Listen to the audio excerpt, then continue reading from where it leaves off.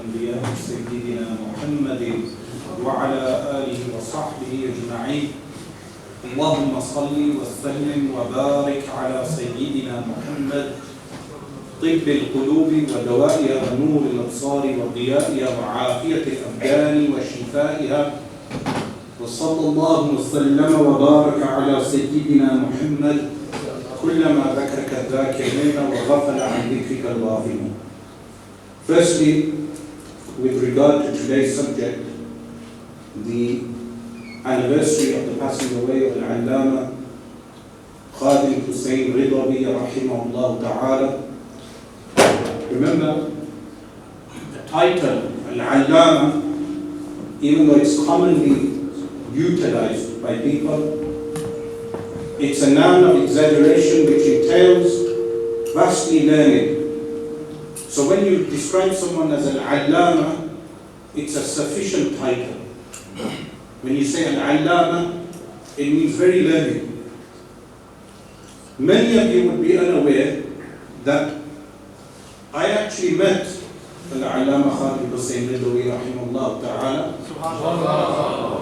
in 2005. Where did we meet? We met in Damascus, Damascus. Harafah Allah, Allah protect Damascus. We met on the side of Al-Jami' Abi Noor, the University Masjid of Shaykh Ahmed Kuftaru rahimahullah ta'ala, which is known as Al-Jami' Abi Noor. Al-Allama rahimahullah, I think the title Al-Allama should be specific. Like we said, Allama Iqbal, Al-Allama, I use this title specifically for our Rasheed, who has passed away, rahimahullah. He was on a tour of Bilad al-Sham, and he met me near the stairs. I was introduced to him, and I inquired also, who is this visiting alim? They said he's a mudarris who teaches in Al-Jami'ah Al-Nizamiyah in Lahore, which is the university of Al-Allama Al-Mufti Abdul Qayyum Al-Hazabi rahimahullah ta'ala, who is our grand teacher. And also he is the one who brought out the work Al-Ataya Al-Nabawiyah Fil-Fatawa Al-Ridawiyah in the 30-volume edition, the Lahore edition. So they said he teaches in Al-Jami'ah Al-Nizamiyah, and he teaches the Sunan of Al-Imam Abu Dawood. Who is Al-Imam Abu Dawood? Sulaiman ibn Ash'af al-Sijistani rahimahullah ta'ala, the author of the Sunan, the compiler of the Sunan, one of the famous books of Al-Kutub al-Sittah, the 6 books of Hadith.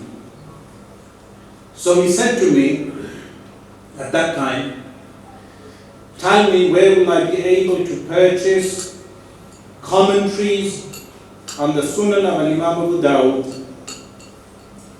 So I gave him the directions to the bookshops, and we conversed for a small amount of time, and he left. And at that time he was not ma'adhur. He had not suffered an accident, so he was able to walk, rahimahullah. But he left an impression on my mind at the time.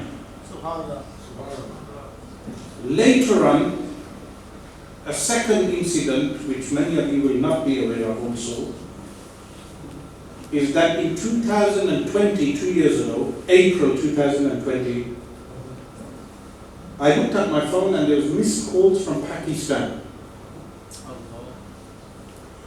And I rarely received missed calls from Pakistan. Then some brothers from England contacted me and said, Al-Allama has been attempting to contact you. So then I waited and contact was made and we conversed for a long time on the phone. And that is what I want to divulge to you today. Allah. What did we converse about? Of course, it's haram to record someone's conversation without their permission, so I didn't record the conversation. But there were witnesses on the side of Al-Allama, people who were listening. What we discussed, before I go into that, I want to discuss two aspects of personality. One is, as I said, he was an alim. But what is an alim? Of course, he memorized the Quran al-Kareem and he gave tafsir al-Quran from memory, from his heart. And then, of course, we know he memorized, as far as I know, the Sahih of Imam Muhammad bin Ismail al-Bukhari, rahimahullah. This was what I was informed of, which is not surprising for someone who was able to read the Asanid and the Rijal, the names of the men of the Asanid from his memory. And he was able to give commentary to this, as is witnessed by people who listen to his speeches. But of course, those who were his students would have witnessed that firsthand. But what made him an alim? An alim is someone who acts upon the ilm. Someone who does amal on what he knows. Otherwise, if you do not do amal on what you know, then we know three people the hellfire will be fueled with first. In the Sahih of Imam Bukhari, famous hadith, that three people will come on the day of judgment. A person who spent money in the way of Allah ostensibly. A person who taught Al-Quran al-Kareem. And a person who fought in the way of Allah and ostensibly was killed in the way of Allah. But then on the day of judgment, Allah subhanahu wa ta'ala will expose them because their intentions were false. Their intentions were false, that they gave money in the way of Allah. So people say that he is a generous person. They taught knowledge, so people can say they were an alim. And they fought in the way of Allah, so people can say they are al-ghazi or al-mujahid in the way of Allah. Hellfire will be fueled with them first. And then the hadith states, إِنَّ أَحَدَكُمْ لَيَعْمَلُ بِعَمَلِ أَهْلِ الْجَنَّةِ حَتَّى لَا يَكُونَ بَيْنَهُ وَبَيْنَهَا إِلَّا ذِرَاعٌ ثُمَّ يَسْبِقُ عَلَيْهِ الْكِتَابُ وَفَيَسْبِقُ عَلَيْهِ الْكِتَابُ فَيَعْمَلُ بِعَمَلِ أَهْلِ النَّارِ. That a person does the actions of the people of paradise until there is not between him and paradise except an arm's length. Then the divine judgment overwhelms him and he does the actions of the people of hellfire. فَيَدْخُلُ فِيهَا, and he enters hellfire. In one version of the hadith narrated by Imam Muslim bin al-Hajjaj rahimahullah al-Qushayri min al-Imam Muslim, it says, فِيمَا يَبْدُ, outwardly he does the actions of people of paradise. This is telling us, الرِّيَاء, which in ostentation is kabira min al-kaba'ir. Meaning when you do an action, if it's not for the sake of Allah, then toward the end or in your lifetime, you will end up exposing yourself as being false. This is something we witness from time to time. Even when the rallies were held initially, there were certain individuals involved, and people came up to me and mentioned their names. And I said to people in TLP, because I'm not a member of any political party, I said there are certain people in your group that are misleading, and they were exposed. Later they were exposed. Similarly, al-a'malu bil-khawatim, the actions are by the end. The al-a'malu bil-khawatim, you can do all the fanfare, the showing off, everything. But at the end, when you are on your deathbed, it is between you and the angel of death. When the maut comes to the throat and the gargling sound comes, it is between you and Allah subhanahu wa ta'ala. So if al-ikhlas or sidq is not there, then you will do something toward the end which Allah subhanahu wa ta'ala will expose you. Na'udhu billah min dhalik. And this is something we witness throughout his life. Al-Imam al-Shaheed, Shaheed al-Mihrab, Al-Imam Muhammad Sa'id, Ramadan, Al-Buti, rahimahullah, people slandered him. And at the end, he was teaching Al-Quran al-Kareem. And he passes away Shaheed. And this is why they say Shaheed al-Mihrab. But his actions, al-a'malu bil-khawatim. And this is a warning for all the ulama that they should have al-ikhlas lillah, as-sidq lillah, in all actions. So people said regarding al-allama, they said to me at the time, he swears in his speeches. He swore at the odd doctor, an odd individual. I said, he's not ma'soom. We do not believe he's a Nabi. Na'udhu billah, if we believe that, it's kufr. He's not ma'soom. But when they attempted to find faults, they never mentioned mahasin, the good qualities. So Allah subhanahu wa ta'ala brought out those mahasin. Allah subhanahu wa ta'ala brought out those mahasin, which the world is a witness to. And that is a lesson for every alim of the deen and every individual, whether he's a part of TLP, whichever group, as if he is a Muslim and he professes La ilaha illallah, Sayyiduna Muhammadur Rasulullah sallallahu alayhi wa sallam, al-khitab is to all of them, that your actions are done for the sake of Allah, solely for Allah subhanahu wa ta'ala and His Messenger Rasulullah sallallahu alayhi wa sallam. So an alim is someone who does amal and his knowledge, and an alim is someone who has a sidq wal ikhlas lillahi subhanahu wa ta'ala. So in that conversation, I will miss out many things. There were many personal things said between us, but what concerns everyone else? He said to me, when you come to Pakistan, you can say these things there. It was not written. It was not written, meaning I intended to go, but it was not written for me. Allah subhanahu wa ta'ala has his al-qada wal-qadar. And he passed away in November in the same year. But what was discussed was the following. Words to the effect that al-aqifiyya dun al-takhtit, or al-takhtit dun al-aqifiyya. What is that? Emotions without planning. Emotions without planning. And planning without emotions. You need both. Al-aqifiyya is what? Hubbullah wa hubbu Rasulillah sallallahu alayhi wa sallam. But what is takhtit? Planning. So in Badr, 313 Sahaba all had Hubbullah wa hubbu Rasulillah sallallahu alayhi wa sallam. But they also had takhtit. When they said, we will make encampment on the highest slope. So when the rain fell on the mushrikeen, it fell on the bottom and they became flooded. They made encampment at the top and they had water from which they drank. While the mushrikeen, the water became a curse for them. In Battle of the Trench, Al-Khandaq, Sayyidina Salman al-Farsi radiallahu anhu gave them mashwaratul ra'i, that they should dig a trench.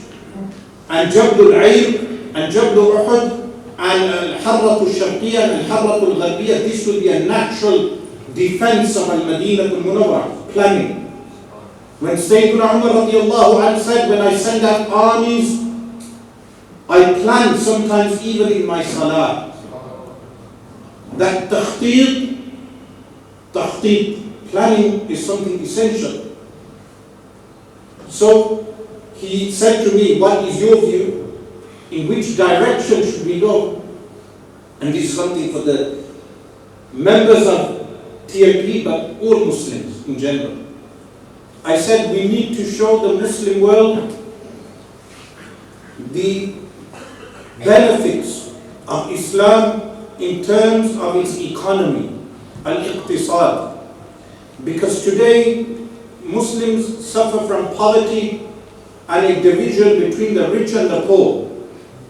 And what Sayyidina Umar radiallahu anh demonstrated in al-Khilafah was that Sayyidina Umar radiallahu anh said that even if a goat dies on the banks of the rivers of the Euphrates, Umar is responsible.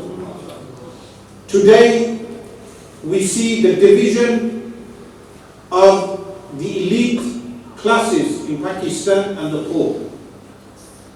And Islam is the solution for that. This needs to be demonstrated.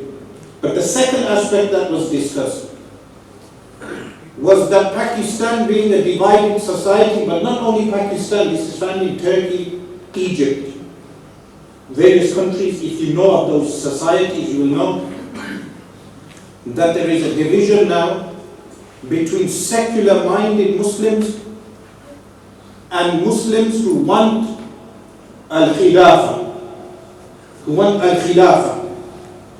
what we refer to as Nizam Rasulullah sallallahu alayhi wa sallam, which is not secular democracy in Pakistan, because the very name of Islamic Republic of Pakistan is a contradiction. You cannot have a republic. Go and check the very meaning of republic and Islamic at the same time. It's a contradiction. Secular democracy, a two-party system with a parliament, which they claim is Majlis Shura. It cannot be Majlis Shura. Why? Majlis Shura can never veto Ahkam al-Quran. If you check Ahkam al-Imamah, what are Ahkam al-Imamah? Because the speaker prior to me was mentioning the role of Rasulullah sallallahu alayhi wa sallam. Rasulullah sallallahu alayhi wa sallam had the role of al-Imamatul Kubra, which is what? The major leadership, which later became al-Khilafah. This entails the Khalifa, not the Nabi sallallahu alayhi wa sallam. The Khalifa can never veto Ahkam al-Quran. Can never veto Ahkam al-Quran. But the parliament, today the parliamentary system that we have, it vetoes Ahkam al-Quran. So there is no compatibility between secular democracy and re-establishing al-Khilafatul Islamiyah. But for the secularists, people who are secular-minded, in Pakistan and other places, there is a division now between them and those who have what we say religious mindset or an Islamic mindset. This gap needs to be drawn. Meaning, those who are secular-minded, they need to be drawn towards Islam. How? By seeing the benefits of al-Islam. If al-Islam has its economic benefits, as I mentioned, like the distribution of wealth. If we just discussed the Islamic benefits of the Islamic economic system alone, it's an entire subject. Just that alone is sufficient, but it also has its social benefits. Like what? The many rape cases we see in Pakistan today, disgraceful cases. If instead of applying secular law, they applied Sharia law as it should be in Pakistan, there would be safety for womankind. Women would be able to walk freely. They say regarding the Khilafah of Sayyidina Umar radiallahu anhu, an old woman was able to walk the long road from Sana'a in Yemen all the way to where Makkah al-Mukarramah with safety. An old woman. No one would touch her. Why? Because of the safety of the nizam, of what? Of a Sharia al-Islamiyah. But the secular elite, they want people to adopt a secular mindset. A law that changes every few years through trial and error. Secular law is trial and error. And these were some of the points that I mentioned to Allama Khadim Hussain rahimahullah on the phone, and he said to me, when you come to Pakistan, you can discuss this. You can mention these things. Of course, in the English language, that those people that we want to address, we will facilitate for you to address. And then he passed away, rahimahullah ta'ala, in November. That is my message for today, that we, aside from al-Atafiyah, if we want to really follow the manhaj of the ulama of Islam, then we need to adopt three things which are absolutely essential. One is talab al-ilm. You can never give guidance if you are a jahil yourself. What is talab al-ilm? Talab al-ilm is learning al-Quran al-Kareem, the ahadith of Rasulullah sallallahu alayhi wa sallam, and al-fiqh. Al-fiqh, according to one of the four madhahib, we are Hanafi, so you learn the Hanafi fiqh. You adopt one of the four madhabs and you learn the fiqh of that madhab, but you learn ahkam al-Quran wa sunnah. This is the first thing, talab al-ilm, essential. Why is Arabic language so essential? People think that if you speak proper Arabic, sometimes they think you are being ostentatious. You are showing off. Arabic is the language of Al-Quran Al-Kareem and the language of Rasulullah sallallahu alayhi wa sallam, but it is also the language for any political group. Why? When the foundations of Pakistan were laid, they had an option of three languages. They had the option of Farsi. That would have united them with Iran and Afghanistan. They had the option of Urdu, which unites them with Hind, the entire Hind. But they had a third option, which was Arabic. They did not adopt the Arabic language. What corruption did that lead to? In 1971, when the Bangladeshi Muslims separated from the Pakistan, Western Pakistan and East Pakistan separated. Over what? Language. But if they had Islam in front of them, they would have said, we will unite on the language of Islam, which is Arabic language. That the institutional language will be Arabic. So there is no qawmiyah, there is no asabiyah, tribalism, racism. That what will unite the parliament is Arabic. Those who do not know Arabic, in 10 years, an entire nation can learn a language. In 10 years. Because in 10 years, every 10 years, a new generation grows up. You teach that language for 10 years, an entire generation will grow up. But additionally, you would have Rabb, connection with all al-alam al-Islami, the entire Muslim world. The entire Muslim world. So, learning Arabic is absolutely essential for every Muslim. But this is a part of talab al-ilm. That today, when Taliban, when they contact people from other governments, they have spokesmen and people who speak that language. They speak Arabic. The Taliban, they speak Al-Fusha. And they have contact with various people from across the world. Why? Because Arabic is the language that unites the Muslims, and this can only be done through talab al-ilm. No group will remain qa'iman jahl and ignorance. It will die away. This is the first step, talab al-ilm. Second step is ibadah. In fact, Al-Imam Sufyan al-Thawri rahimahullah ta'ala said we would learn ibadah, worship for 30 years before we even sought knowledge. Why is ibadah so important? That the worst thing in the world is an alim who has no ibadah, no ubudiyah, no servitude to Allah. Which a part of that is first you learn an adab, manners, then you learn ibadah, worship, and you learn ilm. But what do I mean by ibadah?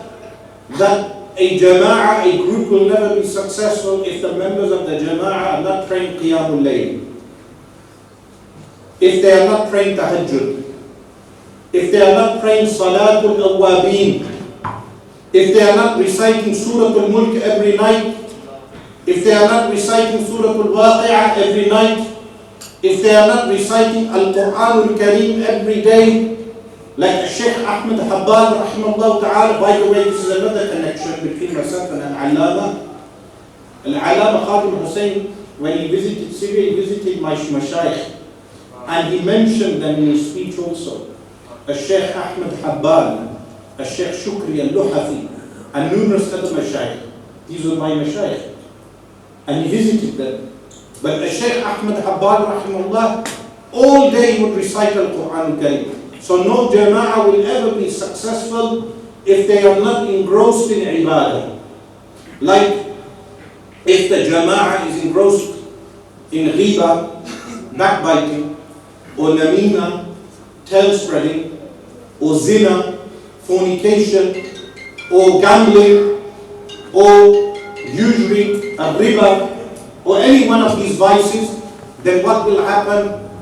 What we refer to as fashal. The group will fail.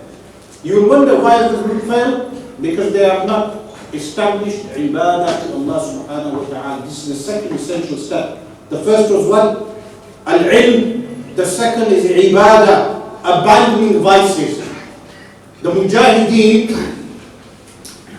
Shaykh al-Islam al-Imam Muhammad bin Ja'far al-Kattani, he wrote a book called Nasiha to Ahli Islam, which I sent to Allama Khadim Hussain rahimahullah. I sent him this book via one of the brothers who may be here today as well. In that book, Al-Imam Muhammad bin Ja'far al-Kattani rahimahullah said, if there are 12,000 Muslims, he gives a hadith for this.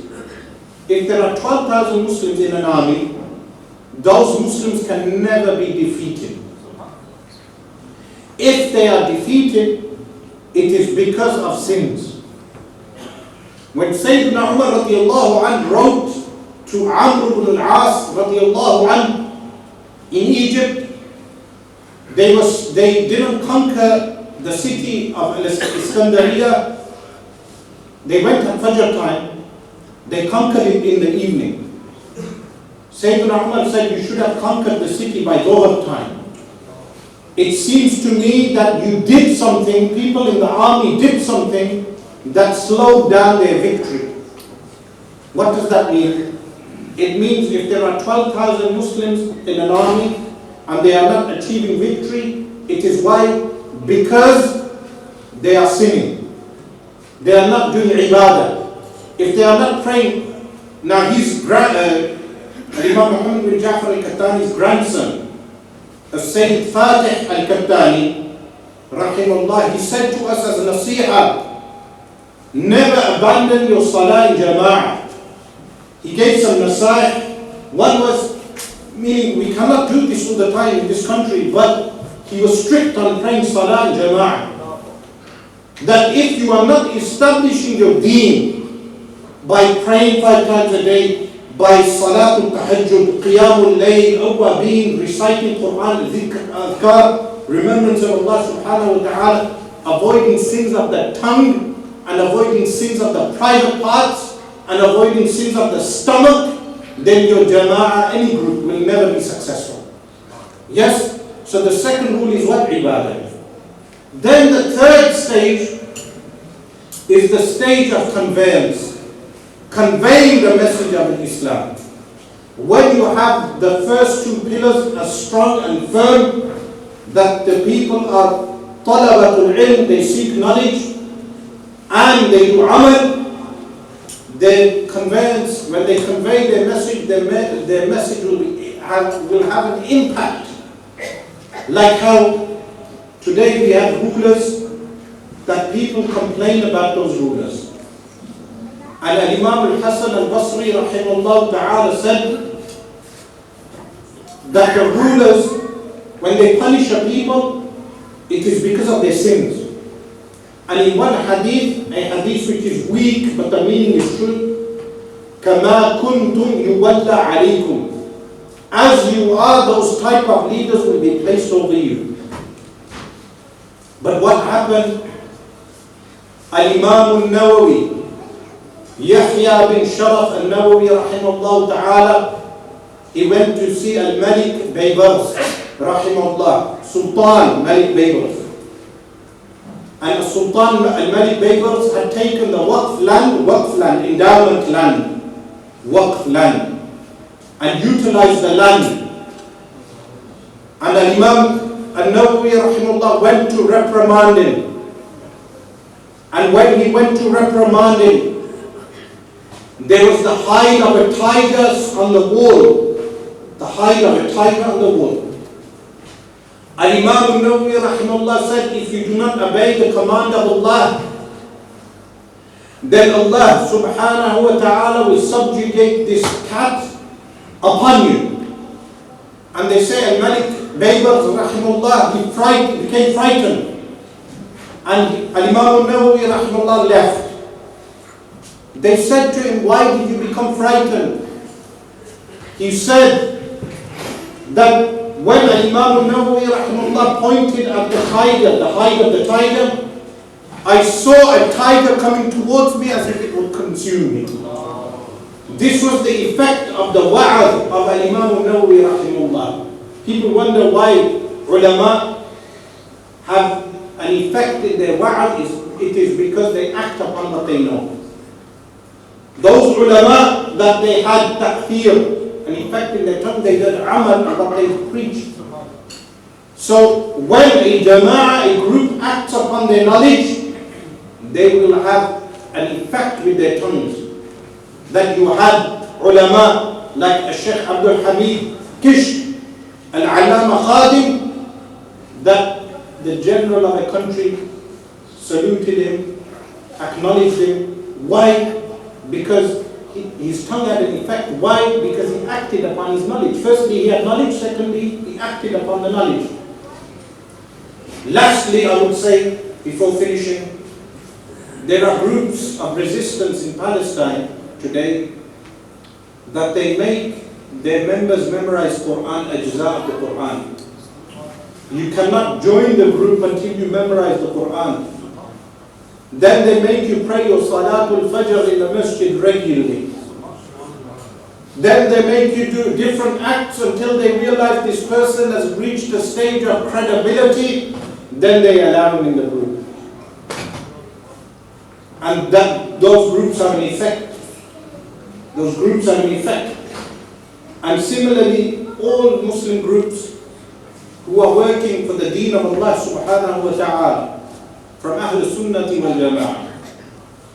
My nasiha is the same for all of them. Firstly, the nasiha is for myself, that I become a talib al-ilm, then do amal al-ilm, and then convey your message. Do not be a jahil, and do not be a person who may have knowledge, bookish knowledge, memory, but not act upon that knowledge, amal upon that knowledge. That amal is absolutely essential. And later, some other time, if Allah subhanahu wa ta'ala gives life, I may discuss something known as batinul ith, which is the sins which people do undercover. Those sins which they do alone. They think Allah is not watching. Some of them, they are on their phone, they talk to women, and then they may have a big imama and a big beard, and then they do zina with women, Muslim women, or people who consume riba. Eventually, what happens? They become disgraced. Do tawbah from these type of sins. We ask Allah subhanahu wa ta'ala that He enable everyone before we leave today to do tawbah, tawbatan nasuha, and that we rectify our inward. And then our preaching, inshallah, will have effect on others also. أقول قولي هذا واستغفر الله لي ولكم وأتوب إليه.